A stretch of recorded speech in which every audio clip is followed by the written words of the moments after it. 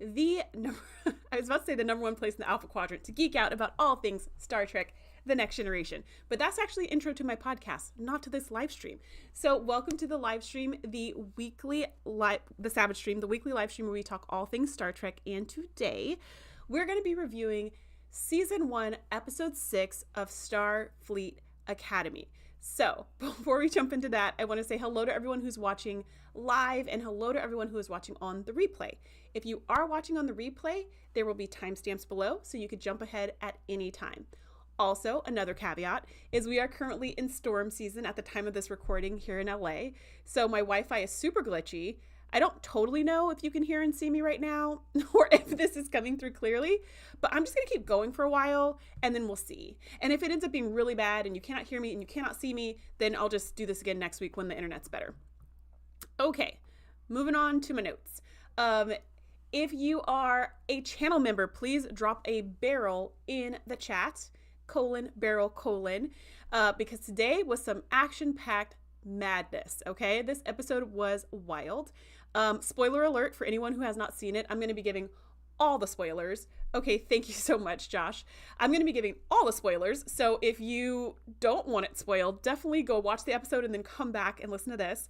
Or if you, like PS2 Chipper, don't care. If you don't care if it gets spoiled, then feel free to stay and just enjoy my thoughts on this episode. Also, I would love to hear what you want to see from me next after I finish this review of Starfleet Academy. Here's what I was thinking that I think might be fun. So I might try this for a while and see how it goes. But a while back, we did Trek Trivia. And, not Trek Trivia. A while back, we did Trek, Marry, Kill, where I just rolled some dice, and then I picked an episode, and then I was like, oh, should we Trek, Marry, or Kill it? You know the game. You know how it goes. So I'm thinking I might use that same dice rolling strategy that I got from Scott over at the Opinions No One Cares About YouTube channel to pick episodes to review for the next week. And we'll just do like a full in-depth episode review like we've been doing for Starfleet Academy, but we'll do it for random shows from Star Trek. I think that'd be fun. Now, some caveats to that. Like, I haven't finished all of TOS, but I think it's okay. I think because it's not like it's long form storytelling. So, and it's not like I'm going to be like, who's that character? It's Spock. You know what I mean? Like, I think it's going to be fine. So even though I haven't finished that show, I'm totally fine to put that in the mix. TNG for sure, since I've seen every episode 1,000 times. Voyager for sure. I've seen every episode 1,000 times. Deep Space Nine, I have seen every episode one time. I've seen a couple episodes twice. So that's for sure in it. I'm going to leave Enterprise out because I have not seen it. Or not that I recall. Like, I saw some episodes when it aired, but I don't remember anything. I've only seen one episode recently, and I think, correct me if I'm wrong, but I think that show does have like a long form storytelling situation going on at some point. So I feel like if I jump around in that show, I might be confused about who is who and what's going on. So maybe I have to watch at least one season before I start doing that. But anywho, that's something I definitely want to try. If you have other ideas, though, definitely put them in the chat, put them in the comments, send me an email, info@thescifisavage.com. Let me know your thoughts. Okay, let's jump into this episode. My initial thoughts. I did not know what was going to happen in this episode, but I did know that Braca was going to be back, just because I overheard someone say that somewhere that I read in some chat. Okay, so I didn't know any other details but that. And so I was like, oh, maybe this is the episode that I was totally expecting to happen for episode 5, because my whole hypothesis was there's 10 episodes, 5 is right in the middle, usually in the middle of a story or a movie, well, a really great story, a really great movie. That's usually where like the penny drops and some big thing happens and it's like, oh my gosh, it's called the midpoint, right? So that's what I thought was going to happen for episode 5, because that's the midpoint. I thought that was going to be the big, some big reveal or something that ties back to the pilot, because the pilot promised basically that we were going to have more information about Caleb and his background and his mom and Braca and stuff like that. So I thought for sure that was going to come back in episode 5, but it didn't. Episode 5 was all about Sam and all about Cisco. So then I was like, oh, maybe they're just going to keep that until the finale or something, which would also be fine. But no, they did it in episode 6. So they totally threw me for a loop. So when I heard it was about Braca, I was like, okay, so this is going to be kind of some of the things that I predicted from last time. And I have those predictions. Like, I went back and I found them and I put them back into this doc because I was like, how close was I to my guesses to what really happened? And I'll share those at the end when I'm talking about what I think is going to happen next week. All right, let's jump in. Hello. Thank you for being here. I love seeing the barrels and the colons in the chat. I love that. Okay, Act 1, which I call the hookup. this episode started, the cold open started with a sex scene, and I was honestly shocked. This show has been so PG so far as romance goes. I mean, Caleb and Tarima have been like flirting a lot. I think they kissed in the last episode. I don't know if they even kissed in that like the second episode when they first met each other, or if they were like about to kiss and then didn't kiss or something like that. But it's been very PG. I mean, they don't hold hands, they don't cuddle, you know what I mean? It's been very, very light. And so to open up the show with like 2 naked bodies together, I was like, what the heck? And also they're referred to as kids, right? But they're young adults because it's college age. But it just, that also like threw me, because even though they're college age, I feel like they act a bit high school. I don't know if they act high school or if college students just in this show just seem very young. But when I started teaching, I was a college professor. I started as a college professor, and then I started teaching high school and middle school and kind of like went down the grades. But I started as a college professor, and I do not remember my students being like this at all.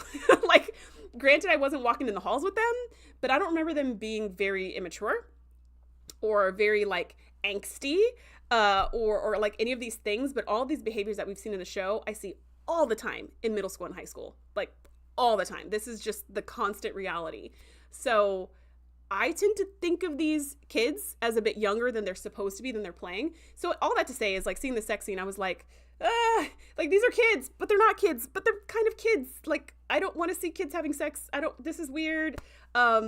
So yeah, Karen says, I was glad I was watching it by myself. Yeah. And it was, if you have not seen the episode yet, like, PS2 Chipper, I think I saw you were here. Yeah, and I know you know, I don't give a frack. Exactly. I know that you're not like watching the show yet.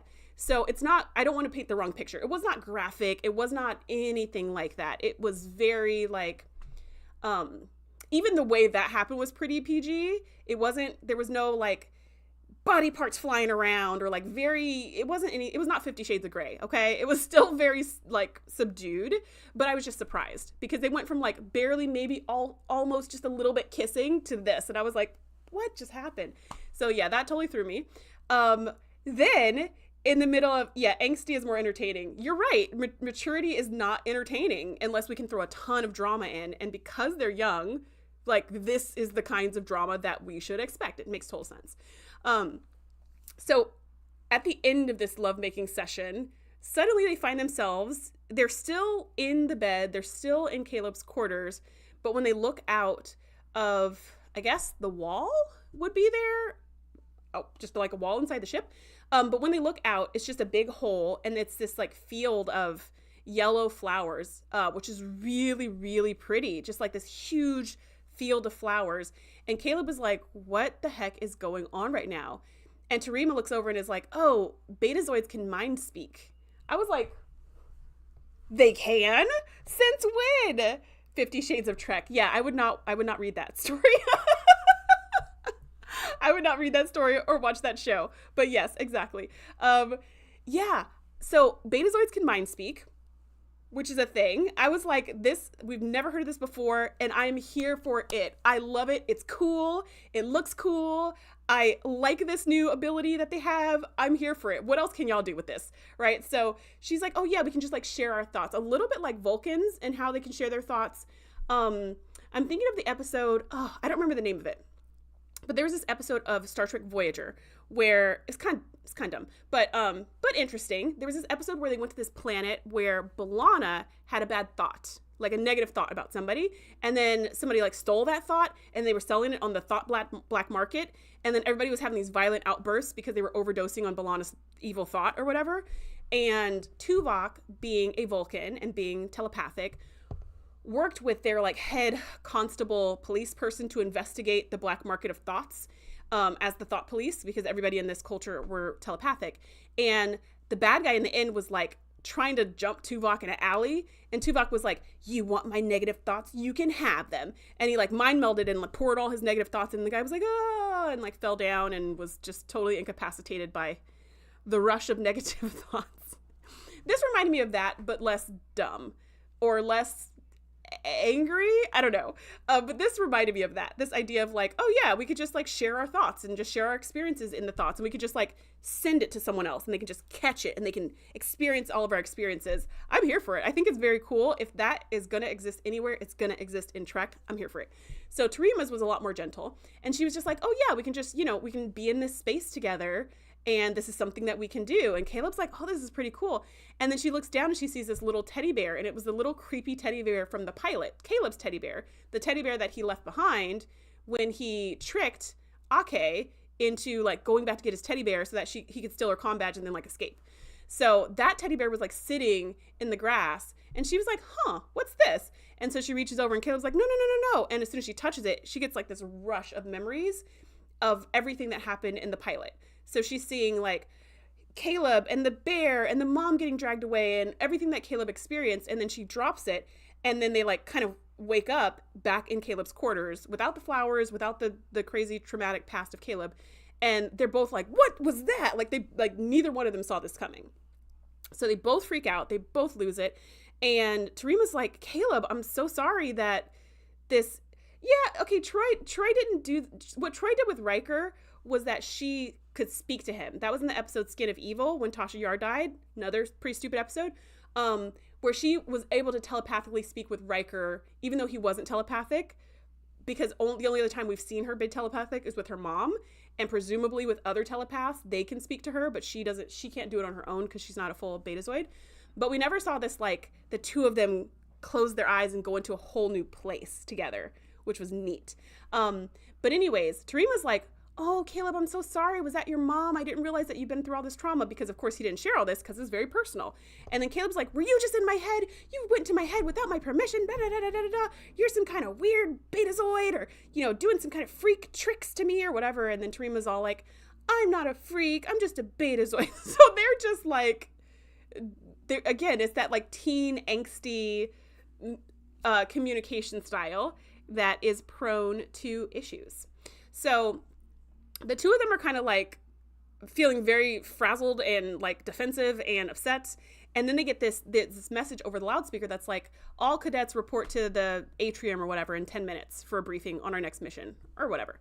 So they're like mad at each other and they both have 10 minutes to get dressed and get to the briefing. So we're just going to like put that to the side. So they go to the briefing and then we heard, and that is Act 1. Okay.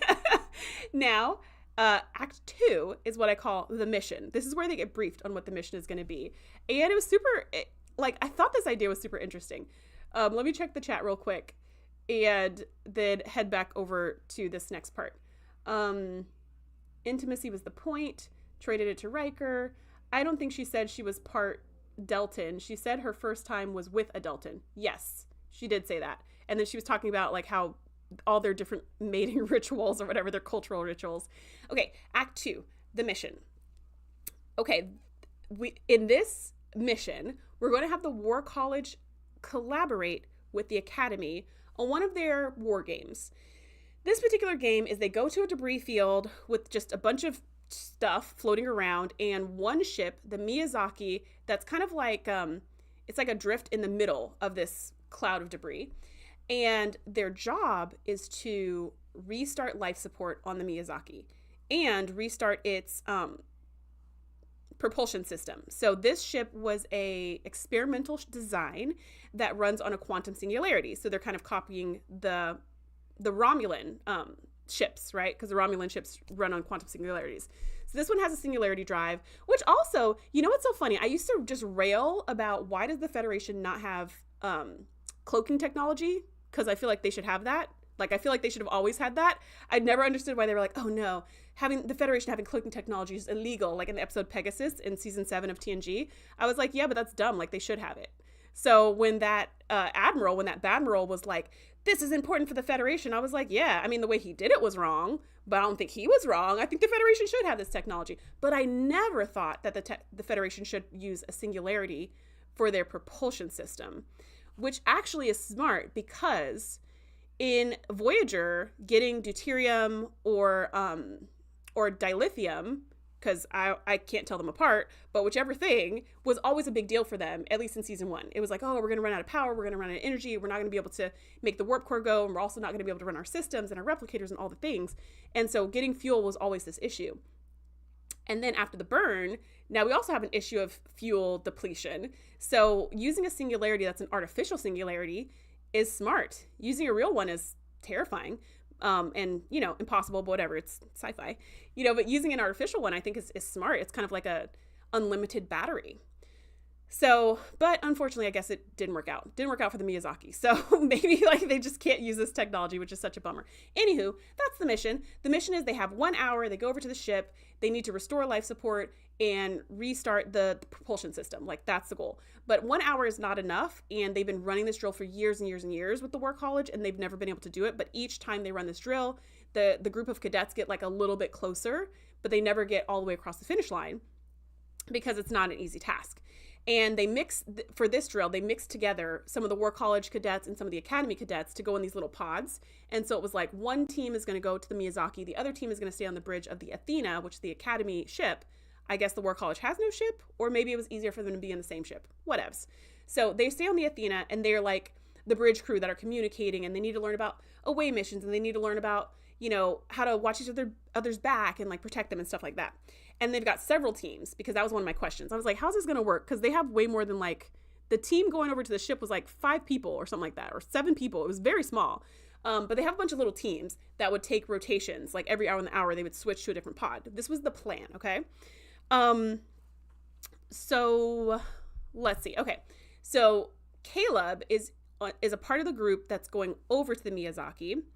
And he goes with Jaden and Sam as far as the cadets, the Academy cadets. And then the War College cadets, it's Bobby, who I swear I thought his name was Bobby. It's, hey, Nadia, get some rest, feel better. So Bobby, which was the Vulcan who was like besties with the Romulan cadet who they were always getting into like scuffles with. They had the fist fight, the bar fight with last week. Kyle, who is sweet on Jaden. And I think that's it. And then their command leader, like the grown-up who was in charge of them, who was, his name's Tomoff. So anyways, that's the group that went. And the group that stayed is like Genesis, Darum, like the rest of the group stayed. And then Tarima was in it because she was part of the War College, but she wasn't part of the first like wave of students. So anyways, they get over there, and Caleb brought some programmable matter with him, which again is a callback to that first episode. And so he uses it to get the life support up within 2 minutes flat. And then Bobby was like, isn't this cheating? And Tomov was like, no one said anything in the rules that you couldn't bring programmable matter. So they like, you know, they do that and they're like, yay, victory. And they're like, all right, on to the bridge. And like 2 seconds later, as soon as they've restored life support, all of a sudden these people beam over to the ship and hold them all hostage and shut down. They send some kind of jamming signal. So they shut down communications between the Miyazaki and the Athena. And they shut down the ability to transport, because of course they do. And so now the cadets are stranded over there, and they're being held hostage by these creatures that we've never seen before. And everyone's freaking out and losing their minds. I didn't see this coming. I don't know what I thought was going to happen on the Miyazaki. But I was just like, because all this happens before the credits roll. So they're just like these people show up and they're like, give us all your Latinum or we'll kill them. And I was just like, what the heck? So this is where we are at the end of this first act. Just checking the chat really quick. When Grace says the Miyazaki better be a Totoro class. A Totoro class. I love that. Do you think they named it the Miyazaki in honor of him? Or do they just like pick a name? What do you think? Because they usually pick names like, at least in TNG, I don't know about all the rest of the shows, but at least in TNG, a lot of the names that they pick for their shuttles are honoring famous physicists or astronauts or sometimes authors, poets, but like they're named after famous people. If they're not named after just like good feelings, like vibes, like that's how ships are named now. They're kind of named after vibes, like the Endurance, you know, or like the Voyager, the Enterprise, you know, those are like, we want to be, you know, we want to endure, we want to be enterprising. Like those are kind of these grand names, but the shuttles are usually named after people, like famous people. So I wonder if that was on purpose or accident. My guess would be on purpose. So anyway, now we're into Act 3. Okay, so we're learning more about these these bad guys. They're called the Furies. What do you think about that name? I like that name. The Excelsior. Yeah, that's maybe not as vibey as like Endurance, but it's a cool name, right? It's like, I don't know, it sounds powerful and exciting. So these aliens are called the Furies, and they kind of look like a mix between Vidians from Voyager and Bane from Batman. So they've kind of got like their skin's like all warped and looks weird, but then they wear these like breathing mask things so you can't really see their face. And then they've got these long cloaks and they click.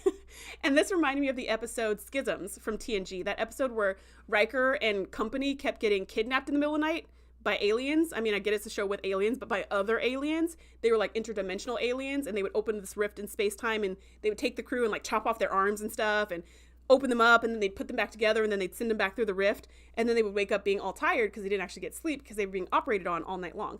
So those aliens didn't have a language that the universal translator could interpret, but they did click a lot. So they were just doing like a lot of click, click, click, click.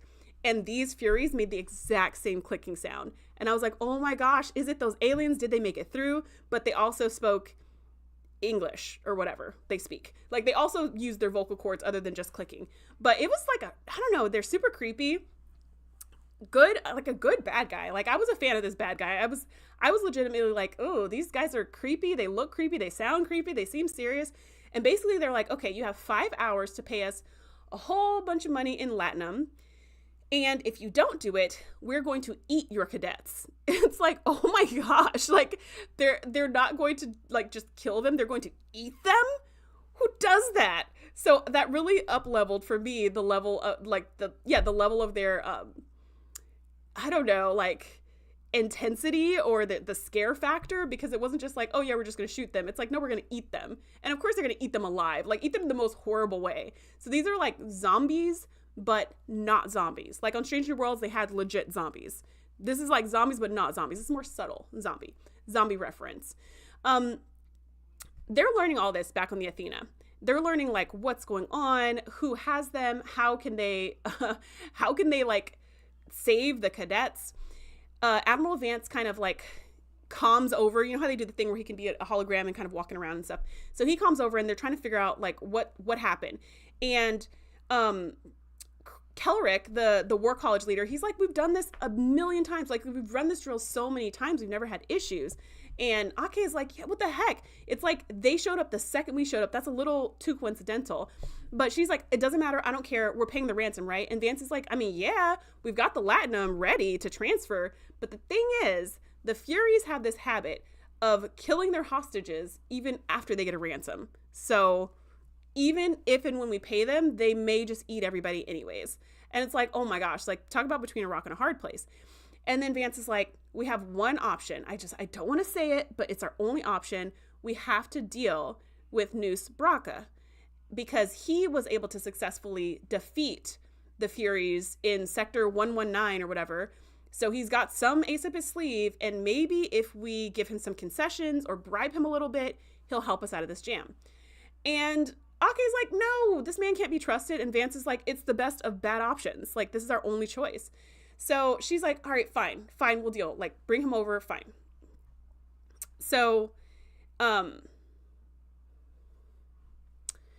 the way I wrote it in my notes is I kind of go back, because the episode went back and forth between what's going on in the Athena with them trying to save the cadets and what's going on in the Miyazaki with the cadets, like, trying not to die.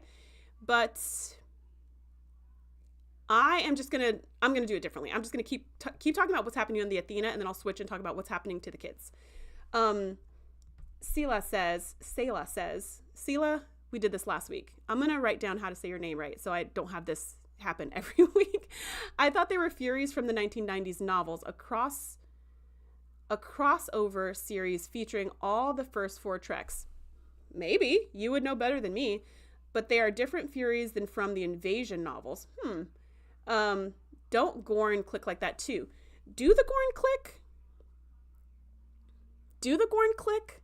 I'm trying to remember, because I know they have like all those different versions of Gorn. They've got the little Gorn and the Gorn that bury into bodies and the Gorn that are, do they click? I don't know. You know what? Maybe. I don't remember.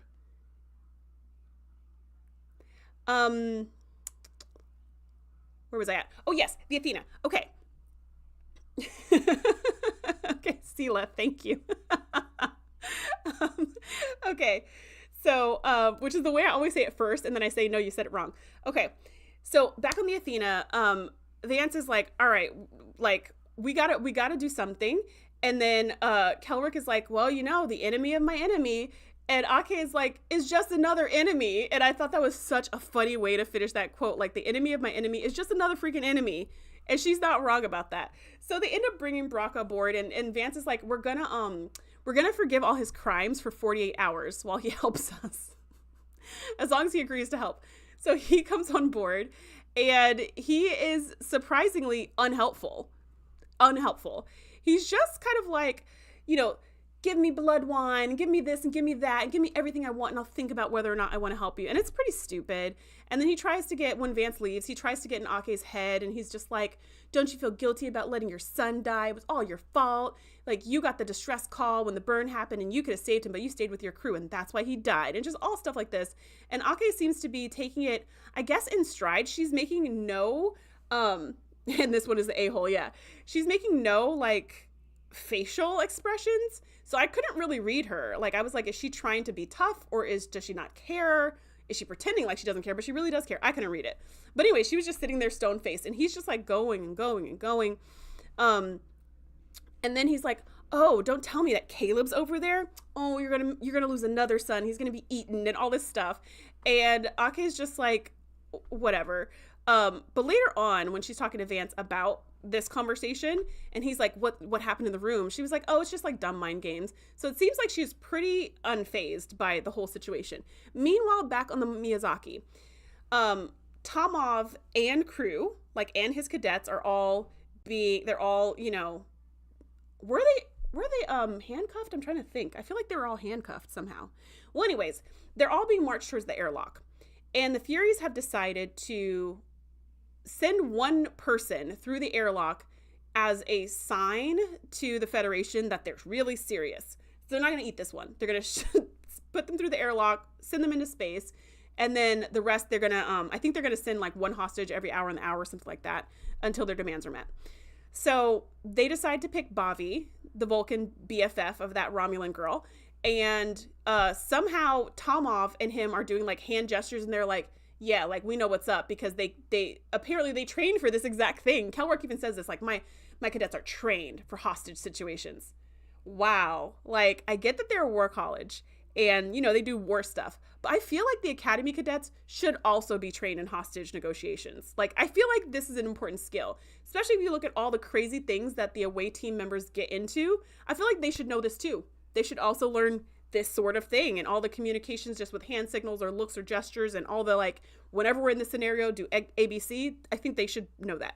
Anywho, so they like do a little nod gesture or whatever, and as they're taking Bavi to the airlock, he starts to fight back, and then everybody starts to fight back, and all the cadets are swinging and punching and kicking and hitting, and the Furies are hitting, and it's this big old fight. And then I think Tomov wrestles like a weapon away from one of the bad guys and starts shooting them left and right. And he's like, run. And so all the cadets run, and they make it to the bridge, and they're able to close the door in time. And Tomov stays behind, fighting off all the Furies single-handedly to buy them some time. So they get in, they shut the door, but they can't, like, I guess they can lock it, but they don't have like a really solid way to seal it. And Sam goes over to the computer, and she interfaces with it in hopes of restoring power and telling the Miyazaki to start to create a force field to protect them inside the bridge. So this ship has been adrift for like 125 years, and the ship's all fragmented. It still like exists. There's parts of the ship memory, but it's all fragmented all over the ship, and so the ship is really confused. Like, it's just like it's still trying to save its crew that's been dead for hundreds of years. And it's like, so-and-so's blood pressure is failing. So-and-so, like, it doesn't realize what's going on, the time, the date. And so Sam's trying to communicate with it without breaking it and trying to turn on the force field. Everybody else is freaking out because the Furies are coming after them, and they're like blasting a hole through the door and stuff. And Caleb turns to Bavi and is just like, why did Tomov do that? Like, why did he sacrifice himself? He had no chance of beating those Furies. He had no chance of winning that fight. So why did he do that? And Bavi is like, a wise man once said that the needs of the many outweigh the needs of the few or the one. And I was like, oh my gosh. I mean, it was such fan service, but again, I was here for it. I actually just watched The Wrath of Khan like 2 weeks ago for the first time. I saw the new one with Chris Pine, but this is my first time watching the TOS version. And I was like, oh my gosh, the needs of the many. Like, I don't know, it just totally hit me because it was so raw, that experience of watching the movie and seeing Spock's sacrifice. And so when he said it here, I was just like, of course he would quote Spock, but that's such a good quote. I love that the quote is like, it's canon, but it's also lore inside of the universe itself. I just love that. It was so great. I did not know that was foreshadowing. I guess I should have, but I was like, yeah, that's true. That's so true. We need to all remember this, pass it on to Caleb because he doesn't know this stuff. Okay, let me see if there's anything else I'm missing before I go to the next part.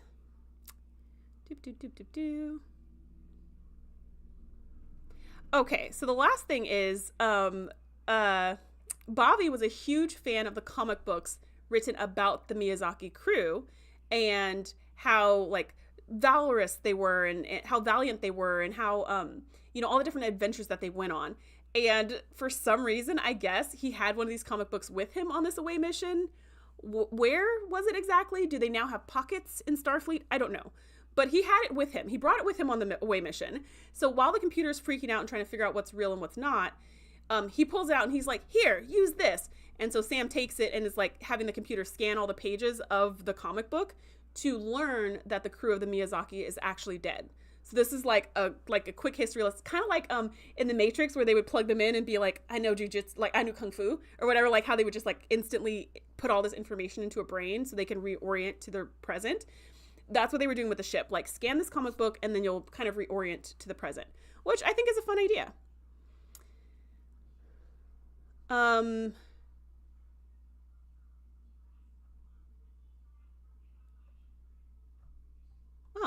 Oh, sorry. I'm reading through my notes and I'm realizing I didn't say all the things I wanted to say, but that's okay. That's okay. So now we have Act 4, which I call Tarima's BS. It's not that Tarima was on any BS, but I just was like, girl. Okay. So this is all going on. The ship is coming back to reality and it's realizing what's going on. It's like, oh yes. Okay, the crew is dead. Yes, these cadets are my new crew. Okay, like, I agree with that. And Sam is like, drop the force field now! And so they drop the force field just as a Fury hand is, like, squeezing through the hole they blew and it's, like, blasting away. And so the force field drops and it chops off that one hand, giving the cadets one Fury hand and one weapon, which they did not have before. So now they're a little bit safe. They're safe for the moment being, but one of them, I forget which one, says they're not going to quit. Like, they're not going to stop just because the force field's down. They're just going to find another way in here. We have to figure out how to get out of this. At that same moment, Tarima, back on the Athena, does a mind speak with Caleb. So while he's on the bridge, he looks over and Tarima's standing there and she's just like, oh no, what's going on? And he's like, what? Like, am I hallucinating? And then she kind of like wakes back up and she's on the Athena and her brother's there and she's like, oh my gosh, all the cadets are trapped. They're trapped on the bridge. The Furies are going to kill them. They're going to die. And she just starts freaking out and like panicking and crying. And he's like, okay. He's like, let's, first of all, let's take it down a bit. And then he's like, let's talk to the captain. Like, let's talk to Ake and see if like what we can do. So she goes and she basically volunteers to mind speak with Caleb so that they can send messages between the ships. Because remember, the comms are all jammed. The transporters are all jammed. They can't send a shuttle unless they want it blown out of the air, blown out of space, I guess. And they've also discovered that the only way that this jamming signal can continue is there must be some kind of cloaked ship in the debris field keeping the signal going. And that the 5-hour time limit is probably because that's how long the cloak technology will last before it needs to recharge or something. Vance said something like that before it needs a reboot. So, and I hope you guys are still here. Is anyone still here? Is it just me now? Did I already cut out? Well, I'm just going to keep going at this point. Okay. So Genesis comes up with a plan back on the Athena. Genesis comes up with a plan for how to detect this cloaked ship. And Kelrick says, if we can find a way for the cadets to restart that singularity drive, then we will be able to we'll be able to cut that frequency itself. Like if we can restart the quantum singularity drive, it should disrupt the jamming signal. Then we should get comms back, and more importantly, we should get transporters back. Thank you, Karen. We should get transporters back, and we'll be able to rescue all of the cadets. So we've got like a two-pronged attack. On the one hand, we can get them to restart the singularity, and on the other hand, we can get the cloak ship like decloaked or something. Where we can physically attack that ship. So that way we can beam the kids over. So Tarima's like, I'm in, I volunteer, I will send the messages through Caleb. Caleb can tell Bobby, they can restart the engine on their side. And Genesis is like, I'm in, like, I'm going to send a probe and figure it out. And we're going to find this cloak ship. Let's see. So ultimately, Vance gets Starfleet to agree to Braca's demands in exchange for help. Like he has all kinds of demands. His main demand though, is that he was in charge of some wormhole or something. Kind of like a Deep Space Nine situation. He was like parked outside of some kind of reminds me of like a troll under a bridge. But he was parked, thank you for letting me know you guys are here. He was parked outside of some wormhole. And then the people who went from this side to that side of the wormhole would have to like pay him a toll to pass through the wormhole. So that's how he was making a bunch of his money. But then Starfleet gave them dilithium, deuterium, one of those. And so now they were able to like go around it somehow. They didn't need to go through his wormhole or something like that. I may be getting the details wrong. Basically, they cut into his business because now that those people have that resource, they no longer need to travel past him and they can just go around. So he was like, my main demand is I want you to stop supplying them fuel so that way they have to go through me so that I can get a cut of that. And so Starfleet agreed to that, which is wild. Like, no. But also, you know, they're trying to save lives. But like, no, we're not doing that. Like, I don't know why they agreed to that, but they agreed to that. And whatever else he asked, they agreed to all of it. And they gave him concessions and all the things. And during this, where Ake is telling him like, yes, the Federation will do this for you and that for you and that for you and that for you, she kind of realizes that he needs the Federation's help as much as they need his. She's like, wait a minute, you came to us because you pissed off the Furies and now they're after you and you need them to get off your back and you just are trying to use us and all this other stuff. And he's like, what? No, that's not true. And she's like, yes, it's totally true. I know exactly what you're up to. Da da da da. So you better start talking right now or you better get off my ship. And so he tells her what she needs to know, that these the Furies are actually, they're hybrids. And so we knew that at the beginning when we first heard about the Furies, that they were hybrids between humans and aliens, and that they live in excruciating pain every second of the day. And the only thing, gas station, that's what it was. Thank you. And the only thing that makes them feel better is when they're like eating people or something, you know, like when they're doing violence and killing stuff, that makes them feel better, but they're just like always in pain. And so the life-saving information that Braca gave them was that the thing that they're mixed with is some kind of bat. And so if you, what Braca did to get them out of his territory was he had some kind of sonic weapon, some high-pitched noise, and then it drove them all crazy and they all left. And so they were like, okay, cool. That's all we need to do. We need to find a way to generate this high-pitched noise. It'll drive them all crazy. And then that'll hopefully disrupt their ship, their cloaked ship, because they won't be able to think either. And then we can beam our kids back. So Vance is like, oh, perfect. There is a space station nearby. It's being protected right now by the Sargasso.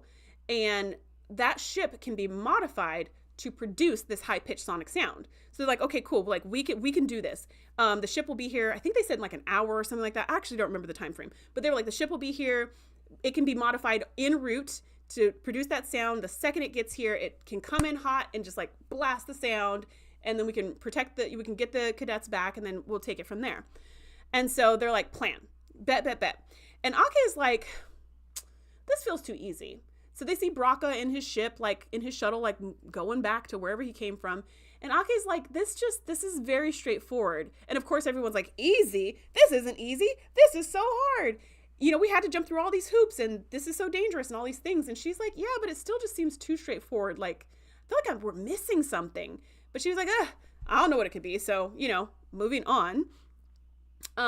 Back on the Miyazaki, Tarima gives the signal, like, go. And Caleb tells Bobby like the code word for the program for the singularity, which it just so happens Bobby was part of that during their last war games last year. So, or whenever they installed it. So he knows it's called Tiny Firefly. So he knows the program, he knows how to start it, he knows all the things because that was his project. So that was convenient. But he like goes in and he starts setting it up, and Caleb's like, all right, give us the word to like start the singularity. And they do. They're able to start the singularity, which is awesome. And let's see, what else? And oh yes, at that moment when they start the singularity and they're like, okay, perfect, the singularity is starting, it's going to be dropping the signal, like dropping that jamming signal any minute. So the singularity starts and it's really pretty on the screen and you see like the little lights going and the thing spinning or whatever. At that exact moment, a ship decloaks from the debris field. And Genesis had found the ship because she was like, I think the ship is here. Like it's a mass, it's moving, it doesn't match the whatever's behind it or whatever. So they found the cloaked ship at the same time that it ended up decloaking itself. And they were like, okay, now the ship is going to decloak. Like now we're going to see it for the first time. And it's a Venari Rawl ship, which means it is one of Bracca's ships. It's not a Fury ship. Yes, exactly. Karen. Yes, it is a Venari Rawl ship. And as Bracca's leaving, he sends a coded message over to the ship. And Darren picks it up and he's like, Bracca just sent a message, but it's coded. I don't know what it is. And of course, Aki's like, decode it. Like, tell me what it is. And so it's being decoded as this ship is decloaking. And you see that's Venari Rawl. And it says, they took the bait, bon appetit. And they're like, Bracca was behind this the whole time. This was all his plan. And he didn't want us to succeed. And he wanted the cadets to be eaten. And this was all a big distraction. So it decloaks and it's huge. And it starts powering its weapons. And the Athena's like, shields. And the Sargasso appears at that moment, the one that's supposed to save the day. And the Venari Rawl ship blasts it to pieces. Like, it doesn't even try to fire on the Athena. It, like, turns and it's like, pew, pew, pew, pew, pew, pew. And that little ship is just, like, toast. And they're like, what the heck? And then it turns around and warps out. And they're like, what the heck? So while this is going on the Athena, and they're like, what, trying to figure out what just happened, because it was all so fast. Back on the Miyazaki, where they've just gotten the singularity going, and they're like, yes, victory, we're going to be saved. At that exact moment, the force field goes down, and all the Furies come swarming in, and they're blasting their way around, and everybody's like screaming and running and jumping and diving, and stuff's falling from the ceiling, and fires and explosions. It's very dangerous. Sam gets shot, and it actually somehow affects her program. Like, she, like, goes down and it's just like, and you see, like, parts of her kind of flashing in and out. So I don't know what kind of weapons these are that affect holograms. The heck. But they're, like, the freaking Furies, I guess because they're part bat, can kind of fly. So some of them are, like, flying in midair to attack and stuff like that. And one of them is about to shoot Caleb, because Caleb has fallen over or jumped. I don't know how he ended up on the ground, but he's on the ground and he's looking up and he's like, no, don't kill me. And as he's about to shoot Caleb, Bobby steps right in front of the shot and gets shot in the chest and just like blown away. It just hits the ground. And Caleb's like, no. And I was like, again, I was shocked. OMG, he ate the cadets. Get that man some Tums. Yeah, they weren't even trying to eat them, though. The Trek reviewer, they were just trying to shoot them at this point. I guess they were angry at this point that they just wanted revenge. They didn't even want dinner. They weren't trying to snack on anybody. They were trying to blow them all away. So Bobby just gets, like, blasted away and hits the ground. And you're like, oh, my gosh. Like, it was point blank. And all the future medicine in the world, you're like, I don't know how many hearts Vulcans have, but I think he just shot all of them, like, at once. And, Caleb is just like shocked. I'm shocked. And you're like, how are they going to get out of this? Because even though the jamming signal has been dropped by both the ship decloaking and leaving and the singularity messing up the jamming signals, for some reason, they still cannot get a lock on the cadets to transport them over. So they're still kind of screwed, especially since these Furies are swarming. Suddenly, Caleb is back in the mind speak with Terima. And she's like, hey, Caleb. And this is the stuff that stresses me out. Like, they're in a life or death situation. They've got seconds. And she's like, and they're having a chat. And I'm just like, hopefully this is time dilation, that this chat is really happening in a fraction of a second, not like in minutes, because he's going to wake up and have been eaten. But she's like, I know you're probably not going to be with me after this. So, sorry about that. But, like, this is what I have to do. So he sees in her hand, she's got her implant that she has ripped from her neck, and it's bloody in her hand, like her implant. And the implant's supposed to keep her super powered abilities at bay. So she has removed it. And in reality, she has also removed it. She's in sick bay. She ripped it out, even though she was asleep, unconscious. I don't know, because the doctor hypo sprayed her. So, but somehow she ripped out her implant so that she can use her superpowers. And so she was holding the implant in the mind speak, and Caleb looked down and was like, Tarima, what did you do? What did you do? And she just looks at him and she's like, I'm sorry. And she just screams at the top of her lungs. And her special ability is that she created the sonic sound that they needed to fight the Furies. That like sonic pitch goes through her mind, through Caleb, into the real world, and it blows the head off of every single Fury. Like a 90s movie, like RoboCop. It's like poof, poof, poof. And you just see heads just like popping. And you're like, oh my gosh. Another shock. Another major shock. I did not see that level of gore coming at all. And I mean, it's not terrible. Again, it's like, it's bloody, but it's not terrible because you don't see like guts or like parts of bodies anywhere. You just see like a pop and like a little splash of blood and then like a body hit the ground. So it's graphic. I mean, so it's graphic in the sense that a head just exploded, but it's not gory in the sense that we're not seeing all the parts of the head. You know what I mean? So like one Fury's like in midair jumping when Tarima screams and the head pops and it like hits the ground and you're just like, what the heck? So we found out more about her backstory when she first volunteered to do the mind speak. And then she told him, hey, like the reason why I had this implant is because when I was a kid, I was really mad and I got mad at my dad and I like screamed in my mind and it blew out his eardrums and that's why he's deaf now. So it's kind of funny. Like, did I need that backstory? No, but I got it. Okay. Like, and it gives context for why she wears the implant and stuff. And also it gave us a setup for how she can use this special ability at the end of the episode. So anywho, she does that. The heads pop and Caleb again is sitting there like panting with these like dead bodies all around him. And then the transporters work and all the cadets get beamed over. Wow. Just a lot going on. Okay, so now I'm going to put this in the last part. Yeah, I'm going to put this last part. Okay, so now we're at Act 5. So back on the Athena, now everybody is back on the Athena, and Tarima is in a coma because she ripped out her implant and now her brain is all off the chains, I guess. Poor Bobby, Bobby is gone. Bobby is dead. He's not revivable. So Kelrick, his chancellor, just puts a sheet over him in sickbay, and then a bunch of his like best friend cadets just kind of file past one by one, just kind of saying goodbye. So it's a little bit of like a DIY funeral. I'm assuming they'll have a bigger, proper one later, like maybe back in San Francisco. But this is like just whoever happened to be on this mission, we're there to just like, touch his touch his body and Kyle comes by with the comic book and sets it down. You're just like, oh man, like I cannot believe a cadet died. Like I cannot believe that. It's like, I don't know, back in TOS, it's like, oh yeah, red shirts, that happens, but you don't really like, I'm trying to think of TNG, like how many times an officer died or, someone on the crew died.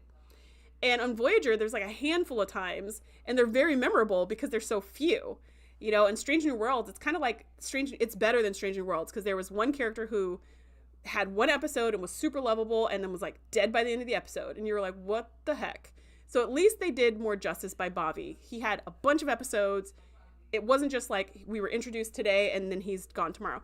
But, yeah, just like, okay, let's say what happened. So turns out, Noose Baraka was behind this whole thing, and his whole big plan was to get the Sargasso from, the starbase that it was protecting, because he wanted to raid that starbase for all of its supplies. So basically what happened was the second that the Sargasso was, ordered to go meet with the Athena, like the second it warped out, 6 different ships suddenly decloaked and just blasted the crap out of that space station.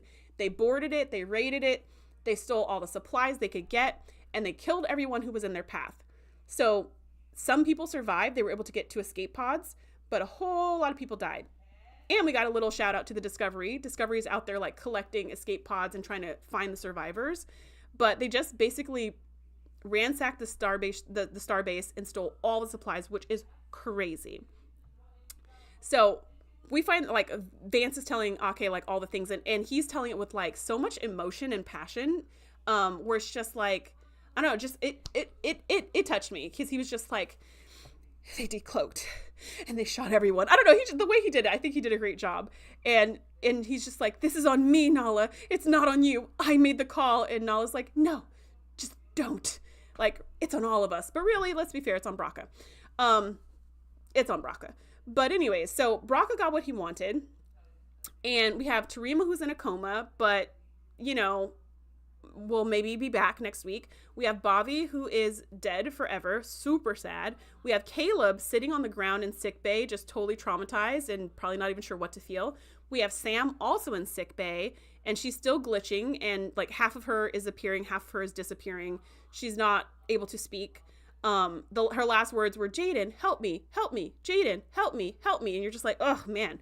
So, but the guy who's scanning her is like, oh, she'll be fine. Like, she just needs a technician to look at her or something like that. So she's been affected, but apparently not permanently. And then after we go through this whole kind of like sick bay scene of seeing what happened to all the cadets, we go back to Ake, and now she's in her quarters by herself, feeling bummed. And she gets this call from an unknown number, and she answers it, and it's Braca. And so he's doing the little, like, the hologram beam in thing, which, by the way, I kind of want that technology. I think that's super cool. But anyways, he does the hologram beam in thing, and he's like, feel free to trace this call, because, like, he cares. And he's just like, he just goes on this whole, he has this whole bad guy speech. He goes on this whole rant about how he hates her so much. He hates her with the most passionate hate he's ever had for anything. But he also is so grateful for that because it has helped him to focus. And it has shown him what he can really do, what he's truly capable of as a bad guy. And he does more about, you know, it's made him better at his job. He also makes a lot of good points. I'm just checking my notes about how she looks down on him. She thinks she's better than him. And basically her hubris has been her downfall, that she thinks that he's scum or whatever because he lives differently from her. And so now, you know, kind of who has the last laugh. And I think a lot of the stuff he says is really on point. A lot of the stuff he said is really on point for Starfleet in general. The way that that colonizer mentality of going around and being like, your way of life is different from mine. Therefore, it's worse and it's wrong. And you need to change to be more like me. I think that's definitely a thing, like a very Western mindset, a very Western cultural like tradition to go around and be like, you think differently from me. So therefore your thoughts are wrong. And you should change them to be more like me because my thoughts are right. You know, like that's very much the Federation. However, while I think that is true, I think the context to which he was saying it is a bunch of crap, right? Because your life is worse than me that she's talking about is murdering and raiding and stealing from people. Like, yeah, dude, that's wrong. It's not like your way of life is like, you just don't eat meat or something like that. You know what I mean? Or like you like to sleep in the day and be awake at night. It's not something like that. It's like you're going around killing people and robbing them. So yeah, she's going to have a problem with that. And she's going to think it's morally reprehensible. Yes. And you, like, she's not better than you. Like, she's not a like more valuable person or something like that. However, but she's not destructive like you. She's not actually destroying things. She's trying to be out here either building things or at least being neutral. And you, sir, are not neutral. So anyways, the speech was really, it was exactly, Patty. It was intense. It was super intense. And then at the end of this whole speech about like how much he hates her and how much it's made him better at his job, he goes, but I still have a big gift coming for you. Don't think I've forgotten. And he gets all close to her and stuff. And he's like, it's just for you, you know, and you're like, oh my gosh, you know? And so you're like, okay, so this wasn't enough. This was just like for funsies, but this is not the big retaliatory moment that he wants to bring to her doorstep. That's still coming. And then he like calms off. This time she's very rattled. You know, the first time she was like super like deadpan and she was just like, whatever, who cares? Just stupid mind games. But this time she's sitting at her desk and she's like, like you can just see she's just, I don't even know what she's feeling at this moment either. It's still a bit deadpan, but her body language is more defeated. So I can't quite tell what she's feeling, but it's definitely something. She's definitely feeling some guilt, maybe some rage. I don't know. You don't see rage in her, but she's definitely feeling some guilt and feeling like this is her fault, or she should have seen it, could have stopped it somehow. I don't know. It's wild. Let's see. I'm just checking the chat real quick. Peter Preston in Star Trek 2. Tasha Yar. Are we naming all the fallen? All the Star Trek fallen. The officers in the episode with the transporter rifle and the Vulcan that went nuts in Deep Space Nine. The Vulcan that went nuts in Deep Space Nine? What Vulcan went nuts in Deep Space Nine? Ooh, I don't remember that at all. Karen says, I thought Sam would have called out to Caleb instead of Jaden because Caleb has been in her interface matrix before. I thought the exact same thing. I was like, why isn't she like, Caleb, like, help me? Because Caleb could be like, boop, boop, boop. You know, he's got the entrance code or whatever. But I think she said Jaden because Jaden was nearer to her. Jaden was who she could see. Jaden's also a healer. So maybe she was just like, he's a doctor. Doctors can help. Maybe she wasn't thinking straight because she was shot. And then Karen says, why wasn't the doctor helping her as another hologram? I also thought that. She literally had, it looked like a medical technician, although he might have been a hologram now that I think about it. Because because remember when, in the first episode, when everything went crazy and then all the emergency medical holograms were offline? So that doctor could have been a hologram as well, like, and could be programmed in helping other holographic systems because there's a lot of holograms around the ship. But I don't know. It looked to me like a human doctor. And I was thinking the same thing. I was like, why isn't the doctor helping? Because the doctor's a hologram and a doctor and probably would know more about what's going on. Or at least, I mean, he's a freaking doctor. Is there anything the EMH can't do? He could figure this out. He could even contact her people at Cask and like have them help. Because as a hologram reaching out to other photonics, like he's not going to be seen as a threat. Probably. So I don't know. But for some reason, it looked like a straight up just like a human doctor was scanning her with a tricorder and was just like, yeah, she should be fine. As long as the techs get a look at her, she'll be fine. I was like, how's the tricorder tell you? Is that not a medical tricorder? Does a medical tricorder pick up holographic? I also thought the same thing. Yes, Karen, we're on the same page.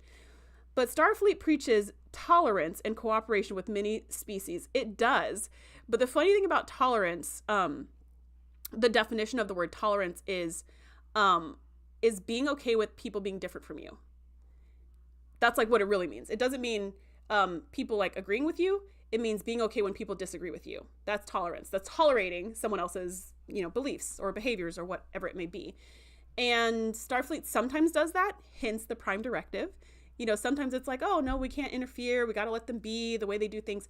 Sometimes they do that when it's like the story we were just talking about, the episode from Voyager that I can't remember the name of, where B'Elanna has the bad thoughts or whatever. Oh, no, that's not it. The episode name is going to come to me as soon as I close this. But like that episode with the bad thoughts of Voyager, they were like, oh, B'Elanna has to be like mind wiped from that negative thought because it's infected our population. That's part of our laws. And then B'Elanna was like, no, you're not going to mind wipe me. And Janeway was like, that sounds extreme. And they were like, these are our laws. You came to our planet and you said you would agree to our laws. These are our laws. So we will have to mind wipe her. And so they're like, oh, I guess you got to mind wipe her because there's nothing we can do because we have to, So sometimes Starfleet also like, they say, oh yeah, we always follow local laws. But like, they don't always follow local laws. In that stupid piece of crap episode, Justice, where Wesley's going to be put to death for stepping on a flower pot, they just said no. Like the Enterprise was just like, no, you're not going to kill Wesley. Like they were just like, no. Random thoughts. Thank you. Random thoughts. That you think that would have come to me, but no, it didn't. So sometimes they respect laws and sometimes they're like, no, we don't like that law, so we're just not going to do it. But I think that's fine though. I think that part's fine as far as how it works in the Trek world. I think the part that's a challenge, to your point of they preach tolerance and cooperation, the part that's a challenge is when they're like, this species does something differently. They're so savage and backwards and wrong and they need to be like us, and it's just like, everybody doesn't have to be like Starfleet. They could just be their own thing, which is why I was like, kind of like, not sad, but do you remember at the end of Deep Space Nine when Rom becomes the Grand Nagus? And like, I just was like, okay, great. So now the Ferengi are going to join the Federation. I always liked that the Ferengi were, not allies per se, or maybe they were allies actually. I don't really know. But I always liked that the Ferengi were like not in the Federation, but they like worked alongside the Federation. Like that to me is like cooperation and tolerance. I like that Quark could work at his bar and the Cardassi's in charge and he's working at his bar. Federation's in charge, he's working at his bar. The Jem'Hadar show up, he's working at his bar. Like, I just like that he had that kind of flexibility. If he was a Federation citizen, he would have had to leave when they abandoned ship, or abandoned the station. And so I liked that there was like a people group out there that could deal with the Federation without having to assimilate into the Federation, But then when Rom became Grand Nagus, I was like, okay, they're just going to become the Federation. And don't get me wrong, like the Ferengi had some wild beliefs about stuff, but that was like that was their system. And I felt like Rom was just not very Ferengi. He was very Federation. And I was like, oh, that's kind of sad, because I feel like the culture that is the Ferengi is just going to be like erased and then just replaced with Federation, which we already have that. So anyways, that's a whole rant about cultural appropriation or whatever, about colonization. But anyways, I thought Braca had some good points. And I really, though he's coming from a crazy unhinged place, I really like this though. I really loved this scene because I've been hoping since episode 1 that they would give this character layers. He is like a cartoon villain, right? He's just like bad for bad's sake. He just loves being bad. And you're like, okay, like, fine. Yeah, villains can just love being bad.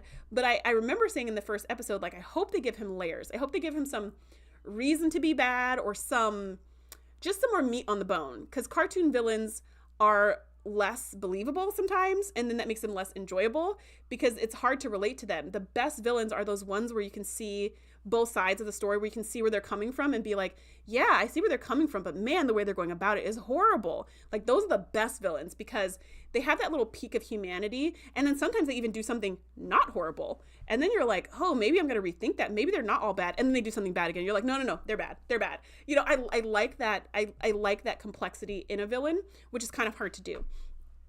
And I hoped that they would do that for Braca. I hope they wouldn't just leave him being like, I'm bad. You know, I hope they would give him more. And I feel like they did in this episode.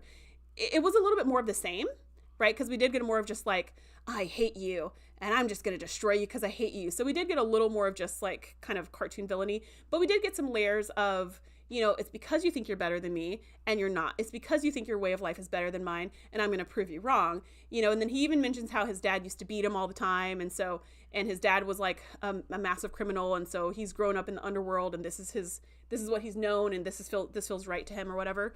So we did get some backstory on him. Again, did I need that backstory? Not really, but we got it. So, okay. I'm here for that. I do hope they keep giving him more layers, because I think it'll make him a more interesting character. And I hope they don't kill him off. Like, I hope he comes back. So let's get into the last two parts then, because now I'm going to the next part. So final thoughts. Actually, let me read the chat, because did I miss something? Does Noose say his dad called him Nucifer? It was Nucifer, like Christopher, but it was Nucifer. I think it was Nucifer and not Nucifer. Because I remember being like, that is a dumb name. It was like, my dad used to be like, Nucifer, listen to me, son. That's what I think it was. As in Lucifer with N. If so, that doesn't make sense for him to be a Klingonitorite. A Klingorite. I don't know how to say that word. I love the rules of acquisition. Do you mean PS2 Chipper? Do you love them just in general? Like you just in general love the rules of acquisition and how like numerous and detailed and thorough they are? Or was that the name of an episode? Because it totally could have been that I might have forgotten. Okay, final thoughts. What do you think Braca's big gift to Ake is? I am so curious about this. So of course, just in general, I love that PS2 Chipper. Just in general, I like the rules of acquisition, just in general. So of course, Braca's got to have some big revenge moment. But what is it going to be? I feel like it's going to have something to do with Caleb's mom. Windgrace is also, I think it was Windgrace who predicted that maybe Ake's son really isn't dead and he's been for the last 30 years. So maybe somehow Braca's found him and he was like mind wiped and he's going to pull like a Damon Bach and bring back the child. And I don't know. That seems a little complicated. It seems like it's more sense that it'll be like Caleb's mom, but it could also be something with Caleb himself. But I'm curious what Braca's big gift is going to be, like how he's going to really get revenge. Next thought, I was shocked by the sex scene in the beginning and so shocked by the death of a cadet. Like, oh my gosh, like, and I don't know. I wonder how that actor, her son is part lanthanite, so he can live. No, I know that her son is part lanthanite and can live for a long time, but her son was in that ship when it exploded during the burn, which is when he died.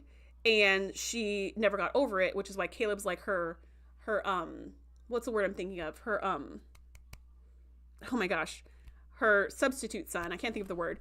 And so that was the whole thing, is like, oh, my son died. And, you know, if he was still alive, I would listen more and blah, blah, blah. And so I think it was you, Grace, who said that maybe he's still alive and didn't die in that explosion. But if so, where he's been for all these years, was he so far away that he has his ship, like, I don't know, like, it's been so long. Surrogate. That's the word. Thank you, Karen. So if he is alive, where has he been for all these decades? I don't know. But they could always bring him back. They could totally bring him back. But I feel like it's going to be something with Caleb's mom because it's going to have more emotional resonance. But if it was his son, if it was her son, and like he's, I don't know, maybe he was mind wiped and now Braca has mind wiped him again and turned him into a bad guy pirate or something. I'd be here for that. Like that would be an interesting twist.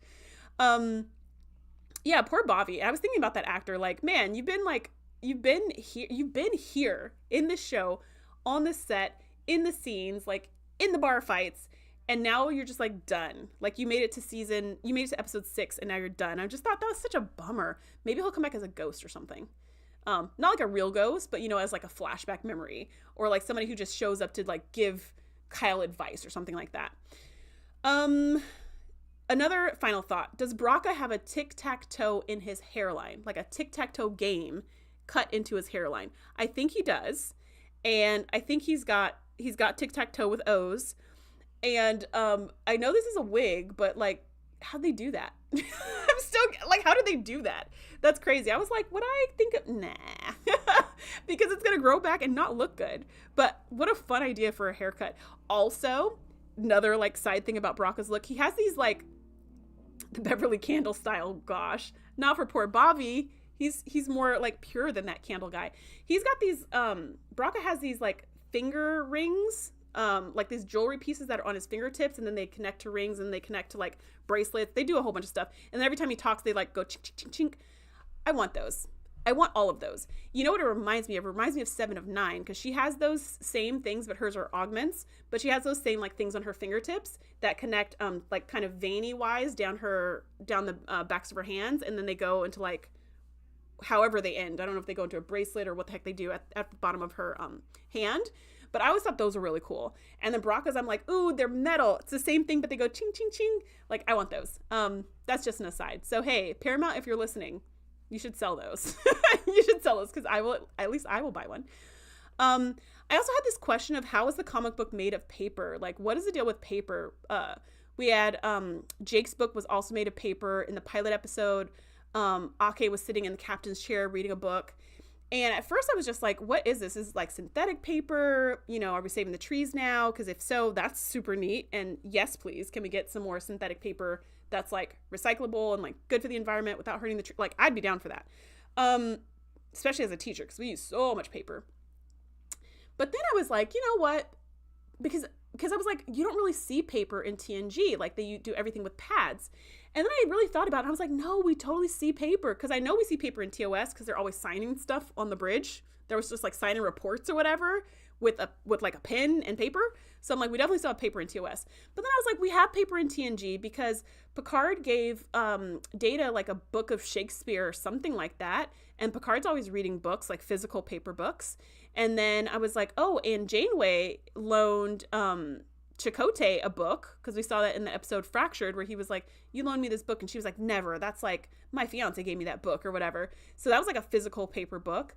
So then I was like, I guess books are still a thing. And then in Discovery season 5, there is a library. I mean, the way that the library is described is like it's described in a lot of ways, but the biggest description is library. And they do have books along with lots of other things. It's like a library, museum, vault. It's a lot of things going on, but one of the main things is like a library for actual physical books, and it's head to toe with books. So I guess maybe books make it.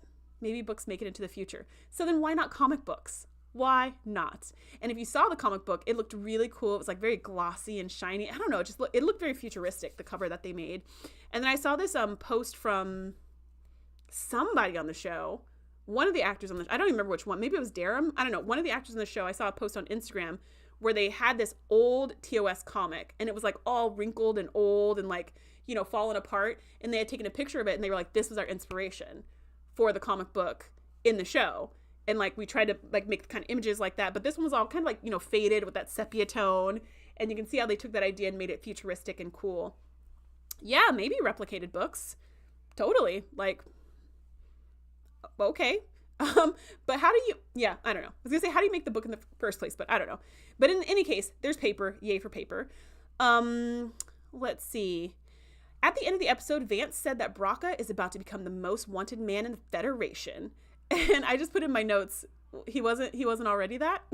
He wasn't already on some kind of like watch list? Was he just like a minor terrorist before this moment? I guess so.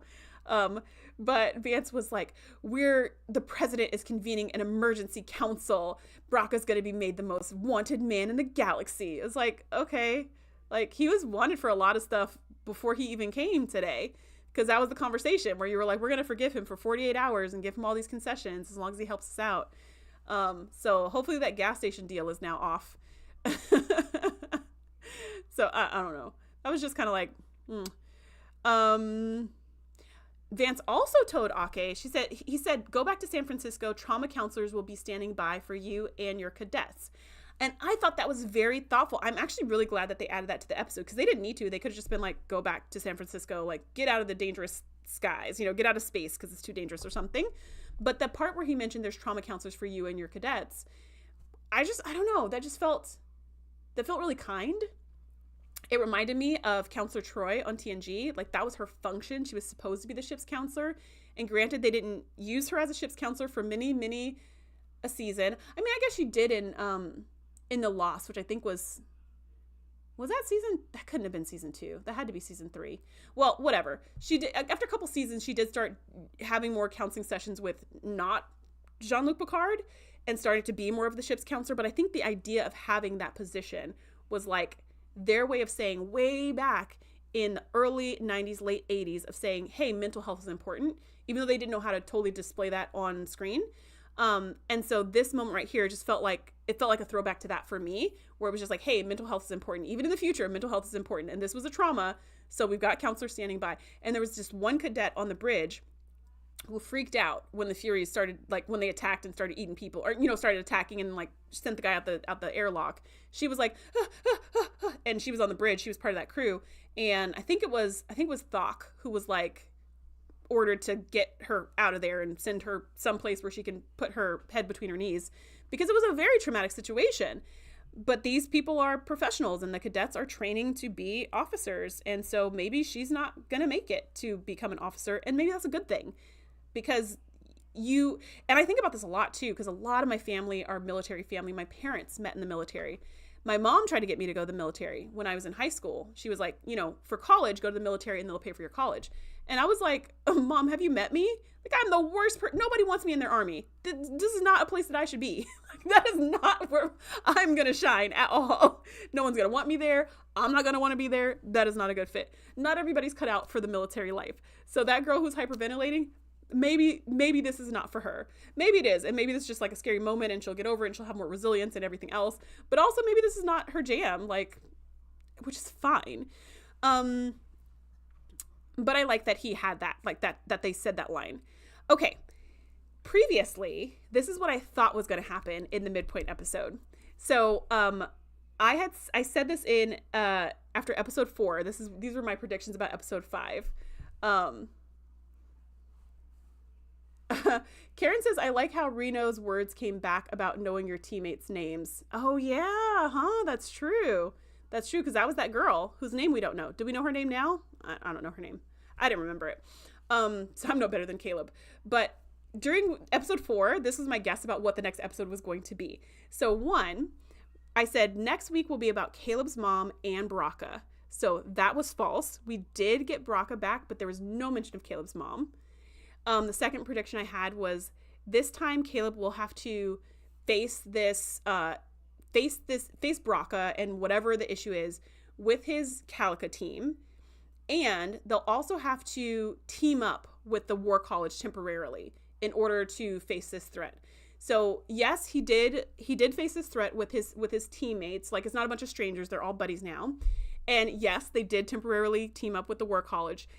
Emphasis on the temporary, because now that Bobby has died, I think all heck is going to break loose in next week's episode. I predicted that there was going to be more romance between Terima and Caleb. So that was a yes, that happened. And I also predicted there was going to be a new teacher reveal, possibly Tilly might make an appearance. That was a no. That did not happen. So I just thought that was interesting. And now I'm kind of like, I wish I would have made more predictions like that for each episode, because that would have been fun. Okay, predictions for next week's episode. One is, I think the Romulan cadet who was best friends with Bobby, I think she's going to be out for blood, and specifically Caleb's blood. I think she's going to blame Caleb for this whole situation. Fair, because Braca was kind of like, Caleb brought Braca into their lives when he sent that distress call back in the pilot episode. So I also feel like she's going to want to blame somebody. And like Caleb makes the most sense. Maybe Darum, because like they always beef. But I feel like she would blame Caleb. Like, he died for you. He was in your, like, you should have died, not him. So I feel like the temporary peace and alliance that they had during this crisis will be completely obliterated by next episode. I think Terima will be fine. She might get a new implant. She might not get a new implant. But I think she's going to be fine. Like, I don't foresee her dying. I also don't foresee her losing her abilities. Suddenly, like, oh, something happened and now you can never mind speak. Like, I don't see that happening. They might milk it a bit. She might be in a coma for a while, like maybe the whole episode, and then maybe she opens her eyes at the end. Or she's in a coma the whole episode and she doesn't wake up until next episode or the season finale. But I don't think that'll happen, because we don't even need Terima in every episode. We just see her like from time to time. So there's no reason for her to be in a coma for a bunch of episodes to explain why we don't see her. We could just not see her. So I feel like she'll be fine next episode at some point. What else? Sam is going to be okay, is my prediction, because the random text scanning her said she would be fine. So I think she's going to be fine next episode. However, I am curious to see if there's any emotional fallout for Sam specifically. Now she's seen the fragility of organic life, and she almost lost her own existence. So I wonder if she's going to have any trauma whatsoever, because she's so happy-go-lucky and bubbly. So I wonder if she's going to be like, okay, it's a new week, it's a new day, or if she's going to be like, oh my gosh, I almost died. Like I don't think, well, gosh, I don't know. I don't think she's going to have the same intense internal struggle that Nog had when he got shot in combat and was like, whoa, this is not what I thought it was going to be. Like, I thought it was going to be like, all just saving the day and stuff, and now like I personally got hurt. I don't know if I still want to do this. And he had to kind of go through that for himself. I don't think Sam's going to have that much of a internal struggle and revelation, because she still is there as the emissary for Cask. She's still there trying to figure out if organics are safe or not for people. I don't think she's going to leave. But I wonder if there's going to be any part of her that's just like, oh man, away teams are dangerous, or like I could die, or something like that. Like just the littlest bit of it. So my prediction is that she will not. But I would like to see some kind of growth in that direction. And let's see. So for the next episode, I predict there will be some emotional fallout. So maybe it'll be a low stakes episode, since this one was so action packed and crazy. Maybe next week will be more just like slice of life.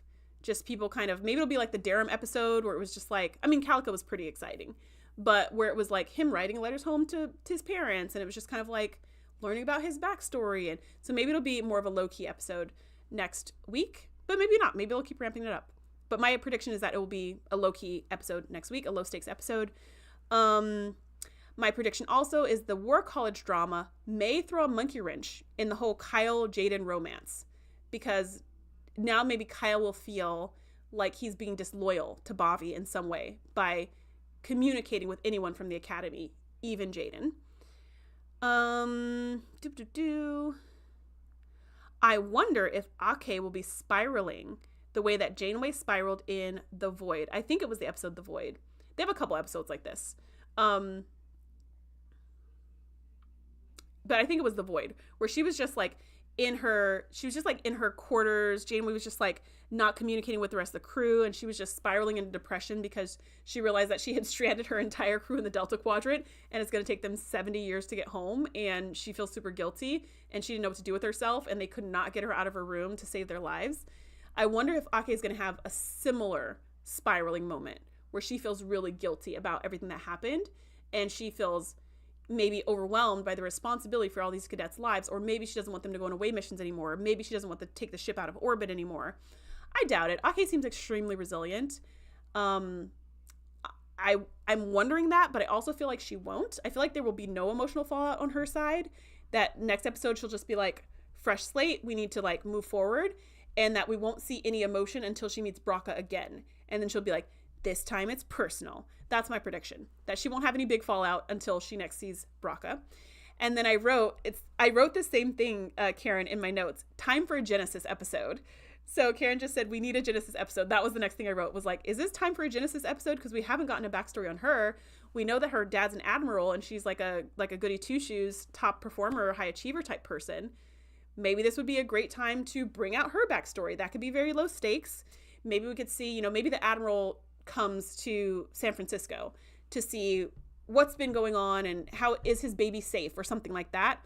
And maybe he comes and he's just like so unimpressed by everything in the academy. And maybe he wants to take Genesis away and this, you're too good for this school, or this school can't teach you right. Or maybe he wants her to switch from the academy back into the war college or something like that. That would be interesting. So yeah, I'm going to predict next week is a Genesis episode, though I have no idea what's going to happen. And I say next week, the episode at the time of this recording is going to drop in like 2 hours. So, tomorrow's episode. Then I think for the finale, here's my predictions for the finale. I think there's going to be a big war with Braca. And I think we're finally going to get something about Caleb's mom. I think that Caleb is going to be kidnapped at the end, and that's going to be the cliffhanger. I think the show's going to end with a cliffhanger.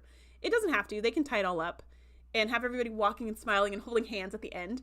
But I feel like it's going to end with a cliffhanger because that's what I would do. I would absolutely end up with a cliffhanger. Not that I want a cliffhanger because they stress me out, but it like adds to the excitement and makes me want to see the next season more than if it was all wrapped up in a bow. And then I feel like I'm done with it. So my thinking was what could be a good cliffhanger that would really make me be like, oh my gosh, I have to tune back in. And I said like, no more dead cadets, because that's just gonna leave a bad taste in my mouth. And I'm gonna be like, oh no, we're losing people that I actually like. We can have a lot of harm, like if it's a big battle, we can have a lot of people getting hurt. But straight up dead cadets, like I don't want any more of that. So I put maybe a kidnapping instead, or maybe a Left 4 Dead scenario. That would make more sense than just like killing off cadets. And then I thought, yeah, kidnapping makes more sense than Left 4 Dead, because then it's something active. Like if Caleb is snatched away, now Ake has to decide, do we go after him, or it's just one cadet and we, don't handle it ourselves. We let someone else take care of that. You know what I mean? Like, I think that would have more dramatic stakes than if someone was Left 4 Dead, when people just are like, oh, I guess they died. That's super sad. They have a funeral and they move on and they have to convince people they're still alive, which could have stakes too. But that's just my thinking, is kidnapping will be like the lower hanging fruit. And then the other thing I wrote, it's not a prediction, but it's just like a request. I don't want Braca to be killed at the end of the season. I get he's a bad guy and he's killed a lot of he's killed a lot of people. He's killed like so many people. He's destroyed whole space stations and ransacked all kinds of ships, and he's just like a bad dude. And he's a really good villain. And he's our only villain. I mean, the Furies, we just met them. They're villains, sure. But they seem like the, they're like the Vidians before we got the Vidians humanized. So they're just kind of like these nameless, faceless terrors who just show up and like eat people. So that means they don't have as much depth as like a character that can really go the distance. Although we can keep seeing them like show up again and again, but it's hard for us to be like, to really like hate them. It's hard to get that Gul Dukat level hate for something like the Furies unless they can communicate and give us reasons to hate them, unless they can be duplicitous and stuff like that. So while I don't think Braca is anything like Gul Dukat as far as an enemy, he is a good enemy. And they did spend a whole crap ton of time setting him up as the enemy. So if they kill him in the final episode, it's going to be like, we're going to need a new enemy set up in the next season. And it's just kind of like, because is it going to be like, I mean, I guess if it was like Caleb's mom, that'd be interesting. But if it was anyone else, it'd be like, oh, it's the new bad guy. You know what I mean? Like, I feel like it wouldn't have the same power, which is what was happening in Discovery. There'd be like a bad guy, and the bad guy would be neutralized. And so then the next bad guy would have to be like a force. It'd be like planets are being destroyed and we don't know what it is. It had to be something more global. And then the next season could be like another bad guy that they chase the whole season or whatever. So yeah, I hope they don't kill Braca. I hope he gets away. I hope we have new bad guys for season 2. And I hope that Braca just kind of keeps coming back, for a while. Like he'll just randomly show up in an episode. I just think that would be fun. And then you like defeat him later on in the show's running time. That's more of a request than a prediction, though. Exactly, Karen. Yeah, that Caleb will have to make a decision between helping his crewmates or chasing after his mom. Something like that. Yeah, like he chooses. Like Caleb is like, am I loyal to, or I think another way they could go is Caleb has to choose between loyalties, which I think I also said in the first episode. He'll have to choose between, do I go with my mom, like instead of being kidnapped or instead of chasing her, do I choose to go with my mom and be loyal to her, or do I choose to stay with the academy and be loyal to Starfleet? Could be another interesting question, but I don't think that question would be raised either until the finale, or if they have like a 2-part finale, then the penultimate episode. Since it's only 10 episodes, I don't want a 2-part finale. I just like would want more story, but I guess if it's a really good 2-part finale, maybe. What I don't want is like the TNG style or the DS9 style where like it's a 2-part finale and part 1 is this season and then part 2 is next season. I want it to be like, what was that episode of Deep Space Nine where it was it 2 episodes? Yes. Well, there was an episode of Deep Space Nine where Garrick is going, where Garrick's shop gets blown up by Garrick, but we don't know that at this point. Garrick's shop is blown up, and then Odo's like, okay, I'm going to go on a quest with you to find out why the Obsidian Order is trying to kill you. And then they go off with Nabrantaine, and then they are like they want to attack the Dominion, the founders, and like, so there was like I think it was 2 episodes, maybe it was 3, but I think it was 2 episodes, and they were like 2 separate episodes that were connected, but it wasn't a straight up like part 1, part 2, like it usually is, where it like ends halfway through a scene and then you have to pick it up. It was like 2 separate episodes that bookended each other and that were like perfection. I would love to see that. I feel like Deep Space Nine is the only people that pulled that off gloriously. So I would love to see something like that in Starfleet Academy if they did a 2-parter. Either just do the penultimate and like the episode 9 and 10 and in the story, or if you're going to do episode 10 and then episode 1 as a 2-parter, then do it like Deep Space Nine and make them like almost standalone episodes that are both really great, even if you only saw this 1 episode. I feel like part 2 of, not part 2, technically it was part 3, but of, I'm trying to think of the TNG episode where Picard gets assimilated. I keep thinking All Good Things. I keep thinking Time's Arrow. I keep thinking Yesterday's Enterprise. What is the name of this episode? Oh my gosh. Best of Both Worlds. Okay. Best of Both Worlds part 1 is very much the setup, and it's not that exciting. And the Best of Both Worlds part 2, I think, is very exciting when you see that Picard's been assimilated and now, you know, the cube is heading to Earth and it's going to attack them and all this stuff. And then the next episode, which I think is called Family, was supposed to be part of that 2-parter. It was supposed to be at the end of Best of Both Worlds part 2, where Picard has now been unassimilated. He's been humanized, and then he goes back home to his vineyard to like recover his humanity or whatever. I hate that episode. I hate that episode so much. So I did that whole long rant to say I don't want that. So if that's one of the, like, you know, if we have this big ramp up and then it's got to be this big cool down, I think I'd maybe rather not. But we'll see. Okay, those are my predictions. Those are my guesses. Those are my assumptions. Those are my thoughts. Thank you so much for joining me live. Thank you so much for all of you who are joining me on the replay. And I will see you next week for a breakdown of Season 1, Episode 7 of Starfleet Academy.